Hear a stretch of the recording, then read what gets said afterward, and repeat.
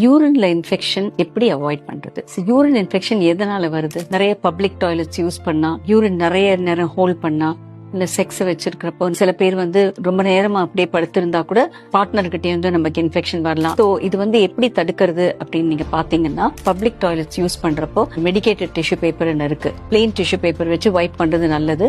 தண்ணி சில சமயம் பேடா இருக்கும், ஸோ டிஷ்யூ பேப்பரே யூஸ் பண்ணிக்கிட்டது நல்லதுதான். அண்ட் கிளீன் வாட்டர் இருந்துச்சுன்னா அஃப்கோர்ஸ் நம்ம யூஸ் பண்ணிக்கலாம். சில சமயம் இன்டர்கோர்ஸ் முடிச்சிட்ட உடனே ஒரு 45 மினிட்ஸ் தேவை அவங்களுக்கு பேபி வேணும்னா, அந்த டைம் விட்டுட்டு நம்ம இமீடியட்டா வாஷ் பண்ணிட்டு படுக்கிறது நல்லது. சில சமயம் வெஜைனால சேர்ற இடத்துலயும் இன்ஃபெக்ஷன் இருக்கலாம். ஸோ அதனால கூட இந்த மாதிரி ரிப்பீட்டட் இன்ஃபெக்ஷன் வரலாம். பேட் ஹைஜீன், அதனால நல்லா வாஷ் பண்ணி கிளீனா வச்சுக்கணும்ன்றது நம்ம எல்லா பேஷண்ட்ஸ் கிட்டயும் நம்ம சொல்லணும். அண்ட் வெஜைனல் இன்ஃபெக்ஷன் இருந்துச்சுன்னா அது வெஜைனல் டேப்லெட்ஸ் இருக்கு, இது வெஜைனல் ஸ்வாப் இருக்கு, அந்த ஸ்வாப் எடுத்து இன்ஃபெக்ஷன் இருக்கா இல்லையா பார்த்துட்டு அந்த இன்ஃபெக்ஷனையும் ட்ரீட் பண்ணிட்டா நல்லது. இதையும் மீறி அடிக்கடி வந்துட்டு இருந்துச்சுன்னா ஒரு யூராலஜிஸ்ட பார்க்க சொல்லணும்.